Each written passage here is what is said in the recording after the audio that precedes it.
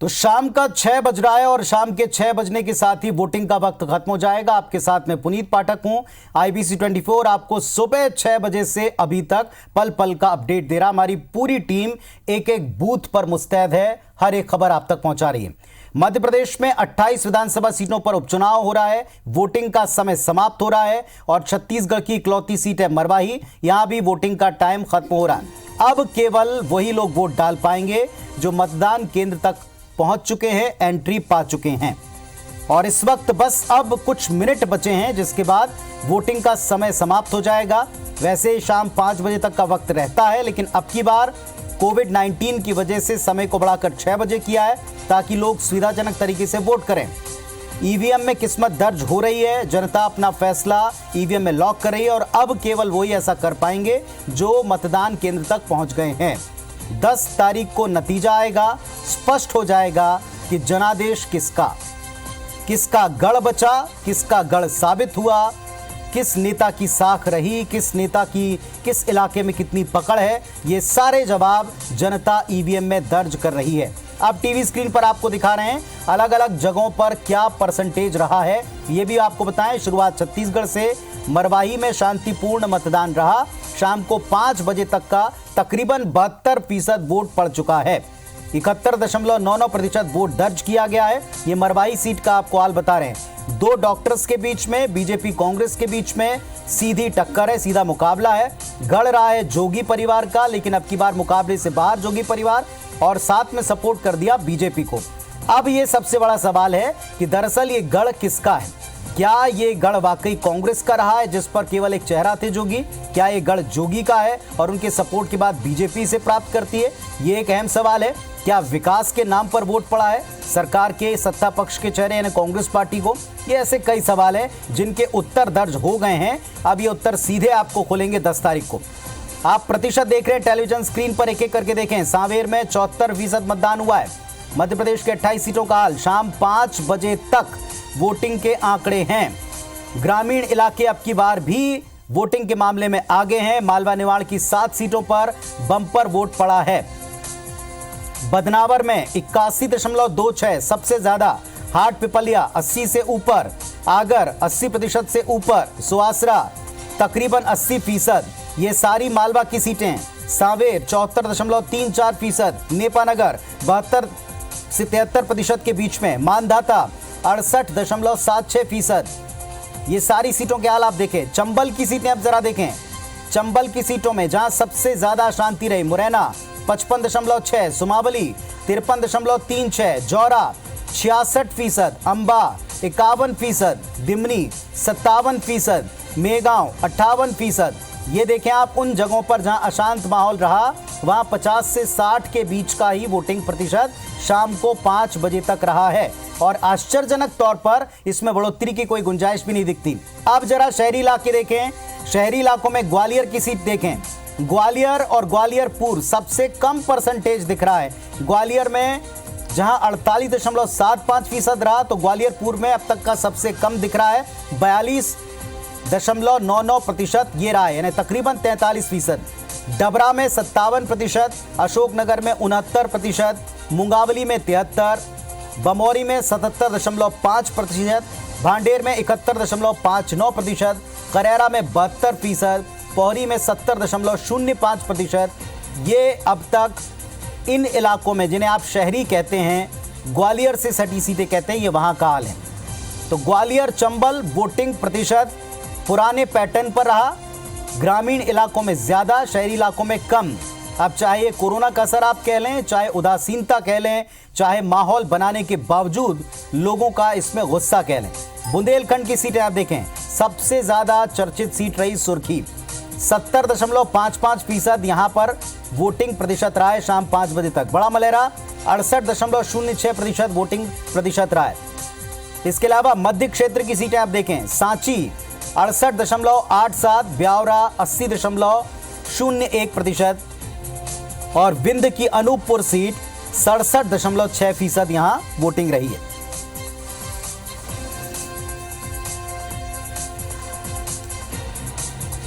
तो ये सभी की आप देख रहे हैं वोटिंग प्रतिशत देख रहे हैं। और एक बार फिर से आपको बता दें, मरवाही से हम शुरुआत करेंगे आज बातचीत की। मरवाही में जो शाम को 5 बजे तक का वोटिंग का आंकड़ा है, ये पिछले बार के मुकाबले थोड़ा सा कम है, लेकिन चूंकि अभी 1 घंटे का वक्त है तो जाहिर तौर पर ऐसा लगता है कि वोटिंग प्रतिशत वहीं जाकर ठहरेगा। हमारे साथ में तमाम रिपोर्टर साथी जुड़ेंगे, उनसे हम बातचीत करेंगे, लेकिन साथ में हमारे साथ यहां जुड़े हुए हैं Anshuman Sharma ji, executive editor IBC 24। Anshuman sir, जिस तरीके से हम देख रहे हैं पिछले बार और अब की बार के मुकाबले में, इनको देखकर स्पष्ट हमको दिखाई पड़ रहा है कि अगर मरवाही में देखें तो ये गढ़ किसका ये तय होना है, और वोटिंग प्रतिशत भी तकरीबन सेम है।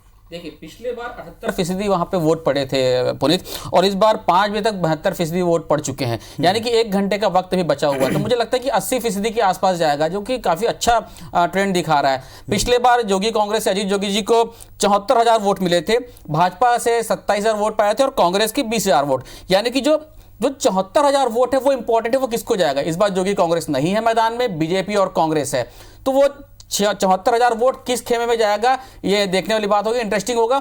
आपको पता होगा कुछ दिन पहले जोगी कांग्रेस के 4 विधायक में से 2 भाजपा के सपोर्ट किए, 2 कांग्रेस को सपोर्ट किए, तो ये भी इंपॉर्टेंट है। तीसरा, जब मरवाही का आप देखते हैं तो 3 हिस्सों में बटा हुआ है, गौरेला, पेंड्रा, मरवाही। मरवाही थोड़ा सा शहरी इलाका कहलाता है, गौरेला थोड़ा सा अंदर हो जाता है, और पेंड्रा। तो ये देखेंगे कि जो 72% वोटिंग हुआ है वो किस इलाके से ज्यादा है, क्या ग्रामीण इलाके से ज्यादा आया है या शहरी इलाकों के ज्यादा टच किया ये है। हमारे साथ में शरद जुड़े हुए हैं।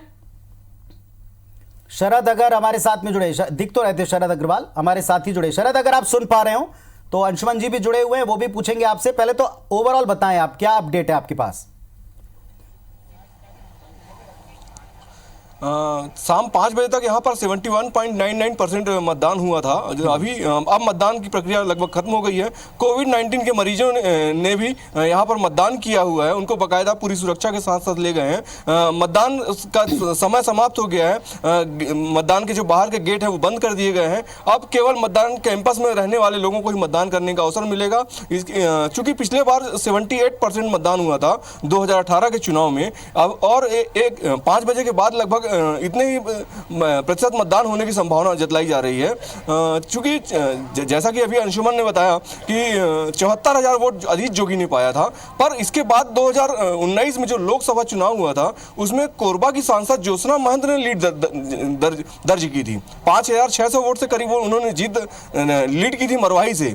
तो जो 2018 के चुनाव के बाद 2019 का लोकसभा चुनाव होता है उसमें ज्योत्सना महंत लीड करती हैं, जबकि अजीत जोगी 46,240 वोटों से जीत दर्ज कराते हैं। हालांकि लोकसभा चुनाव में जनता कांग्रेस छत्तीसगढ़ चुनावी मैदान में नहीं थी, पर फायदा कांग्रेस को मिला था, ये तब देखने को मिला था। तो इस बार भी यही कयास लगाया जा रहा है कि जनता कांग्रेस छत्तीसगढ़ नहीं है, तो जो परंपरागत वोट है वो कांग्रेस को जाने की संभावना है। वो इसलिए भी क्योंकि जो कांग्रेस के वोट, जो जब अजीत जोगी ने अलग पार्टी बनाई थी तो कांग्रेस से वो लोग जनता कांग्रेस में गए। अब उनको भाजपा में तीसरी बार 2 साल में 3 बार पार्टी बदलने के लोगों की इच्छा नहीं है, लोग कम बैक पर ही ज्यादा भरोसा दिखा रहे हैं। शरद, आप लगातार कवर कर रहे हैं मरवाही चुनाव को, आपको क्या लगता है कि कांग्रेस ने जो जिला बनाया है उसका फायदा मिलेगा, या 15 महीना की जो शासन की बात कर रही भाजपा की कुशासन रहा वहां पे, उसका भाजपा को उसका गेन मिलता दिखेगा? एक दूसरा, जो मैं पहले बात कर रहा था गौरेला, पेंड्रा, मरवाही की, तो ये जो 72% वोटिंग है वो क्या समान रूप से हुई है कि कुछ जगह पर ज्यादा हुई है? ये सामान्य वोटिंग है। 2013 में 83% वोटिंग यहाँ परसेंट गया था जब अमित जोगी चुनाव लड़े थे। 2018 में जब अजीत जोगी चुनाव लड़े तो ये 78% हुआ था। आमतौर पे धान कटाई का सीजन होता है, चूंकि अब धान खरीदी 1 दिसंबर से होनी है तो लोगों ने खुलकर मतदान में हिस्सा लिया। हमने भी आज देखा कि लोगों में जो फसल कटाई का जो सिलसिला चल रहा था, आज लोगों ने उसको रोका हुआ और मतदान करने में दिलचस्पी दिखाई। जमीनी स्तर पर था, पर लोगों ने पूछने का मतलब ये था कि जो 3 हिस्से, ग्रामीण इलाका है, जो शहरी इलाका है, तो क्या शहरी और ग्रामीण दोनों इलाकों में सेम परसेंटेज आप देखते हैं, या ग्रामीण में वोटिंग परसेंटेज ज्यादा बेहतर गया? क्योंकि उससे अनुमान लगेगा कि क्या और किस तरह का वोट हुआ होगा। मरवाही विधानसभा क्षेत्र में एक भी शहरी क्षेत्र नहीं है, पूरा का पूरा इलाका ग्रामीण क्षेत्र है। थोड़ा कस्बाई इलाका, बड़े गांव जरूर है, पर नगरीय क्षेत्र एक भी नहीं है। तो पूरे एक समान मतदान हुए हैं। जो शहर पेंड्रा, गौरेला जो शहर हैं, इनसे लगे हुए मतदान केंद्रों में जो मतदान अपेक्षाकृत उन दूर दराज के गाँवों से की तुलना में कम दिखाई दे रहा है। जी चलिए, हमारे साथ में तमाम साथी और जुड़े हुए हैं। शरद ने हाल बताया मरवाही का, और अब चलते हैं मध्य प्रदेश की सीटों की तरफ। हमारे साथ में नासिर गौरी जुड़े। नासिर, आप जिस इलाके को देख रहे हैं वहां पर सारे प्रदेश की नजर रही है, दिन भर अशांत माहौल रहा, पूरे दिन का हाल बताएं सम अप करके। देखिए, बात करें अगर ग्वालियर चंबल संभाग की बात करें तो बड़ी हिंसक घटनाएं देखने को मुरैना के सुमावली में देखने को मिली, गौहद में देखने को मिली, महगांव में देखने को मिली, लेकिन ग्वालियर पूरी तरह से शांत रहा। और यहाँ पर सबसे बड़ी बात यह है कि मध्य प्रदेश के 28 सीटों पर उपचुनाव होना है, वहाँ पर अगर सबसे ज़्यादा वोटिंग का जो परसेंटेज है वो कम है, वो ग्वालियर में ही है, कम है। तो ये समझा जा सकता है कि जितनी भी कोशिशें प्रशासन से लेकर निर्वाचन आयोग और राजनीतिक दलों ने की कि ज़्यादा से ज़्यादा वोटर्स को पोलिंग बूथ की ओर मोड़ा जा सके, लेकिन वो शायद उसमें कामयाब होते नजर नहीं आए, जिस तरह के जो परसेंटेज अभी तक दिखाई दे रहा है। केवल और केवल डबरा में वोटिंग परसेंट थोड़ा सा अच्छा है, लेकिन ग्वालियर और ग्वालियर पूर्व विधानसभा में वोटिंग का जो परसेंटेज है वो अच्छा नहीं रहा है। लेकिन सबसे बड़ी बात यह है कि जिस तरह की आशंका जो अलर्ट जो किया गया था कि ग्वालियर चंबल संभाग के मुरैना की जो सीटें हैं, चाहे वो सुमावली हो, चाहे गौद हो, चाहे महगांव हो, इन सीटों पर कहीं ना कहीं उपद्रव होगा, लोग ईवीएम मशीन को नुकसान पहुंचाने की कोशिश करेंगे। तो इस तरह की कोशिशें देखने को मिली। मुरैना में 2-3 जगह फायरिंग की घटनाएं हुई, कुछ लोग घायल हो गए, कुछ लोगों को हिरासत में गिरफ्तार भी किया गया। वहीं गौहद में ईवीएम मशीन को तोड़ने की कोशिश की गई है, साथ ही महगांव में फायरिंग हुई है। तो इस तरह की छिटपुट घटनाएं हुई हैं, लेकिन एक बड़ा जो नासिर क्या कोई उम्मीद है परसेंटेज बढ़ने की? क्योंकि यहाँ ग्वालियर का आपने खुद ही बता दिया सबसे कम है, तो क्या लगता है 50 तक भी पहुंच पाएंगे ये दोनों जगह के, या ऐसा लग रहा है कि बस यही इसी के आसपास फाइनल आएगा? नहीं, परसेंटेज बढ़ेगा, क्योंकि अभी जो परसेंटेज इलेक्शन कमीशन के द्वारा जो जारी किया गया है वो 5 बजे तक का है, लेकिन अब 5 से 6 बजे के बीच में भी अभी कुछ जगहों पर लोग मौजूद हैं। और जैसा कि मैं जहां पर मौजूद हूं वहां पर कुछ लोग अंदर हैं अभी, हालांकि जो अंदर आ गए थे तो इनको इजाज़त दे दी गई है, अंदर उन्होंने वोटिंग की है, लेकिन अब पूरा ये जो हॉल है जहाँ पर ये पोलिंग बूथ स्टेशन है वहाँ पर पैक कर दिया गया है, किसी को जाने की अनुमति नहीं है। कुछ ही देर बाद यहाँ से ईवीएम मशीनों को सील कर वापस स्ट्रॉन्ग रूम में जमा कराने का काम भी बस कुछ ही देर में शुरू हो जाएगा। लेकिन जिस तरह की जो बातें की गई थी कि साथ ही कोशिश की गई थी कि ज़्यादा से ज़्यादा वोटिंग परसेंटेज बढ़े, उसके लिए sanitiser, mask, social distancing, thermal screening की जो मशीन है वो उसका उपयोग किया गया था। लेकिन कहीं ना कहीं लोगों ने शहरी इलाके में रुचि नहीं दिखाई है, और जैसा कि ग्रामीण एरिया डबरा कहलाता है वहाँ पर मतदान का जो परसेंटेज है वो ज़्यादा है। आप सुबह से कवर कर रहे देख रहे हैं कि बहुत जगह पे कुछ लोगों को रोका गया वोटिंग करने से, हिंसक घटनाएं भी आपने बताया सुमावली में। ये 16 सीटों में से हम ट्रेंड देख रहे हैं, करीब करीब 9 से 10 सीटों में ऐसे जहां पे वोटिंग परसेंटेज या तो पिछले बार के बराबर है या कम है, जबकि ये कहा जा रहा था कि कोरोना के कारण हो सकता कम हो, लेकिन ऐसा नहीं है। डबरा और आपके भांडेर और करेरा इलाके में वोटिंग परसेंटेज ज्यादा बढ़ेंगे, शहरी इलाकों में कम है। तो ये उदासीनता है मतदाताओं की, या क्या उनको रोका गया, कुछ भय था, ऐसा क्या था कि वोटिंग परसेंटेज कम हुए हैं? क्योंकि कोरोना का इफेक्ट तो नहीं दिख रहा कहीं पे भी। देखिए शहरी इलाके में अमूमन यही होता है कि जो लोग हैं वो वोटिंग करने कम निकलते हैं और ज़्यादातर ग्रामीण एरियो में ज़्यादा निकलते हैं। ये लेकिन जिस तरह की कोशिशें चुनाव आयोग ने की थी, लेकिन वो शायद कोशिशें नाकामयाब रहीं। राजनीतिक दलों के द्वारा भी ये कोशिशें नाकामयाब रहीं, क्योंकि वो ज़्यादा से ज़्यादा वोटर्स को पोलिंग बूथ की ओर नहीं मोड़ पाए। यही वजह है कि शहरी इलाके में जो वोटिंग का परसेंटेज है, पूरे ग्वालियर चंबल संभाग की बात करें तो ग्वालियर चंबल संभाग में जो शहरी इलाके हैं वहाँ पर वोटिंग का जो परसेंटेज है वो कम रहा है, और जो ग्रामीण इलाकों में जो विधानसभा सीटें वहां पर ज्यादा रहा। ऐसी कोई बात नहीं है कि किसी ने मतदान करने से रोका। कुछ शुरुआती दौर में जब सुबह जब मतदान शुरू हुआ था तब कहीं ना कहीं इस तरह की घटनाएं, इस तरह की बात सामने आई थी कि ईवीएम मशीन खराब है, या ये जो दरअसल बेसिकली पीठासीन अधिकारी मौजूद नहीं है, जो मूलतः ये जो चुनाव की वजह है, जो जनता की नाराजगी है वो शहरी इलाकों में ज्यादा खुलकर सामने आई कि लोग निकले नहीं, हालांकि वोट करना चाहिए था, ये लगातार तमाम लोग कहते रहे। अब अगला जो बड़ा इलाका है जहां पर 6 से 7 सीटें हैं, मालवा अंचल की, बम्पर वोट हुआ है। दीपक जुड़े वहां से हमारे साथ में। दीपक, वहां से बम्पर वोट हुआ, ऐसा लगा ही नहीं, ना तो कोरोना का इफेक्ट दिखा, ना ऐसा लगा कि वहां जो विरोध में वोट पड़ता है, सपोर्ट में वोट पड़ता है, कुछ समझ में नहीं आ रहा। क्या इस इलाके का मिजाज रहा है? देखिए पुनीत, अगर मैं बात करूं तो यहाँ पर अप्रत्याशित कुछ विधानसभा सीटें जहाँ पर अप्रत्याशित यहाँ पर वोट परसेंटेज बढ़ा है। उसकी बात करें तो आगर मालवा सीट जहाँ पर 80% से ज़्यादा मतदान हुआ है, बदनावर में 80% ज़्यादा हुआ है, सुवासरा में 80% ज़्यादा हुआ है और इसी तरीके से हाटपिपलिया विधानसभा सीट पर भी 80% ज़्यादा मतदान हुआ है। लेकिन सांवेर सीट की बात करें, हम मानदाता सीट की बात करें, नेपानगर सीट की बात करें तो यहाँ पर एक एवरेज वोटिंग परसेंटेज रहा है जो कि पिछली बार रहा था। और सबसे बड़ी बात शहरी क्षेत्र की, सांवेर विधानसभा क्षेत्र का 20% इलाका शहरी क्षेत्र में आता है और यहाँ पर शहरी क्षेत्र में मतदाता बहुत कम बाहर निकले, केवल 50% मतदाता ही मतदान केंद्रों तक पहुंचे। और इस वक्त बूथ की स्थिति देख सकते हैं कि एक भी मतदाता लाइन में नहीं है, बल्कि बाकायदा सारे बूथ जो हैं वहाँ पर वोटिंग बंद हो चुकी है और वीवीपैट को पैक किया जा रहा है। इसकी एक बड़ी वजह ये भी रही कि सुबह के समय 9-10 बजे तक यहाँ पर शहरी मतदाता जरूर आया था, लेकिन चूंकि छुट्टी घोषित नहीं थी, केवल विधानसभा के अंदर छुट्टी थी और जितने भी कामकाजी लोग हैं वो दूसरी विधानसभाओं में काम करते हैं, तो शहरी मतदाता रुका नहीं। दूसरी एक और वजह निकल कर आई कि जो महिलाएं हैं वो जो शहरी क्षेत्र में रहती है वो महिलाएं भी मतदान केंद्रों तक नहीं पहुंची, क्योंकि कल करवा चौथ है, आज खरीदारी है। तो और तीसरी बात ये भी रही कि जो कार्यकर्ता अब तक जो टाउनशिप में जाते थे, कॉलोनियों में जाते थे, वो उन तक नहीं पहुंच पाए। लेकिन ग्रामीण क्षेत्रों में काफी अच्छा मतदान रहा, यहाँ पर मतदाता बाहर निकलकर सामने आया। ये ट्रेंड जैसा कि पिछले बार का भी ट्रेंड यहाँ का रहता है, चूंकि पिछली बार भाजपा को, पिछले बार का भी जो ट्रेंड रहा 2018 का हम देखते हैं इन 7 सीटों पर 80% के आसपास वोटिंग होती है। इस बार भी वैसी वोटिंग हुई है, उससे कुछ ज्यादा भी हुई है, जो कि अच्छी बात है। मांधाता एक ऐसी जगह है जहां पे कम वोटिंग हुई है, जहां से नारायण पटेल और उत्तम राज नारायण सिंह है। वहां से देखिए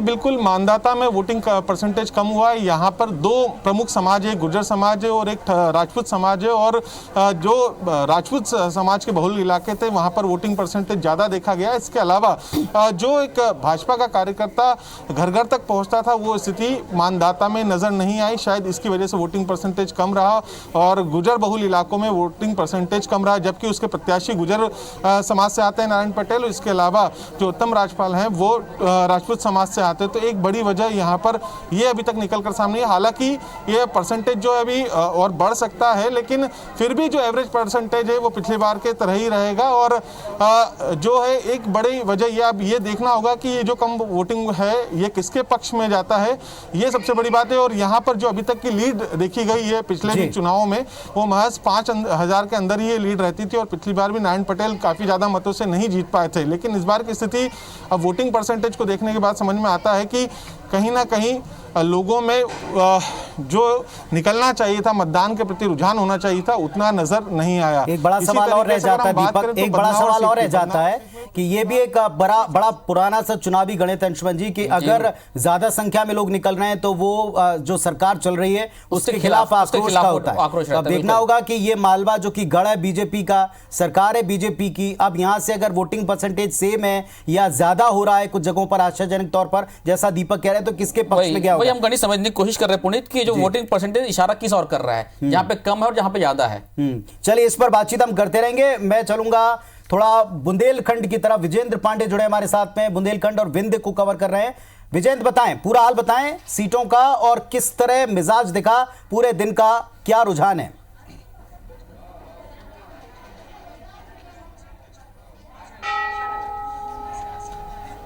जी हाँ पुनीत, बुंदेलखंड की 2 सीटें सागर की सुर्खी और छतरपुर की बड़ा मलहरा में उपचुनाव के लिए आज वोटिंग हुई। वहीं विंध्य में अनूपपुर जिला मुख्यालय की जो सीट है वहाँ वोटिंग हुई। अगर 2018 के विधानसभा चुनाव के हम वोटिंग परसेंटेज को देखते हैं तो औसतन 73 से 74% इन तीनों सीटों का एक औसत निकलता है मतदान का। और इस बार जो 5 बजे तक का आंकड़ा निर्वाचन आयोग की ओर से जारी किया गया है वो कमोवेश इसको छूता नज़र आ रहा है। और यह माना जा रहा है कि 1 घंटे का और जो वक्त है जो कि डेटा अपडेट होगा वो तकरीबन पिछले बार के विधानसभा चुनाव के बराबर वोटिंग परसेंटेज यहाँ पर पहुँच सकता है। अब सबसे बड़ी बात यह है कि चूंकि कोरोना संक्रमण की बात कही जा रही थी और ये आशंका जताई जा रही थी कि इस बार हालांकि निर्वाचन आयोग ने कई एहतियात उठाए, कई तरह के नए प्रयोग किए, लेकिन पोलिंग परसेंटेज पिछली बार के बराबर होना भी एक चुनौती था। तो यदि हम मानते हैं कि पिछले 2018 के विधानसभा चुनाव के बराबर भी अगर पोलिंग परसेंटेज इन तमाम सीटों में आता है तो ये माना जा सकता है कि अच्छी खासी पोलिंग हुई है। और इसको भी बढ़े हुए पोलिंग परसेंटेज के तौर पर देखा जा सकता है।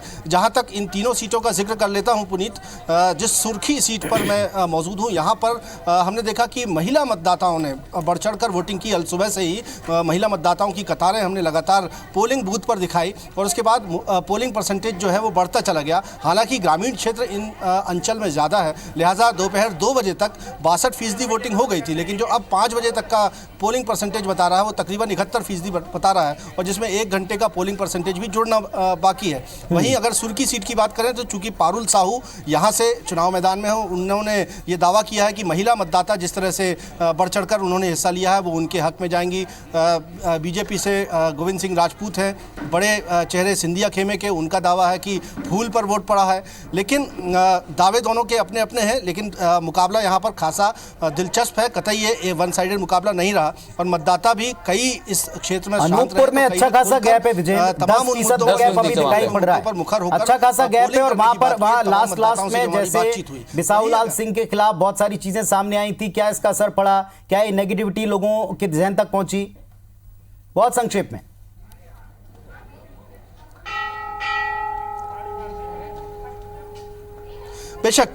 बेशक ये 2 सीटें कमोबेश बड़ा मलहरा और सुर्खी की अगर हम बात करते हैं तो लगभग पोलिंग परसेंटेज का आंकड़ा जो है 2018 के आंकड़े को छूता या उससे मामूली कुछ आगे बढ़ता हुआ नज़र आता है, जो टेंटेटिवली हम कह सकते हैं 1 घंटे के बाद जो आंकड़ा अपडेट होगा। लेकिन एक बड़ा अंतर, तकरीबन 8 से 9% का अंतर जो है अनूपपुर में नज़र आ रहा है। बिसाहू लाल सिंह लगातार बीजेपी की टिकट पर, कांग्रेस की टिकट पर विधायक बनते रहे, 5 बार के वो विधायक थे और उनका मुकाबला विश्वनाथ सिंह कुंजाम से हुआ।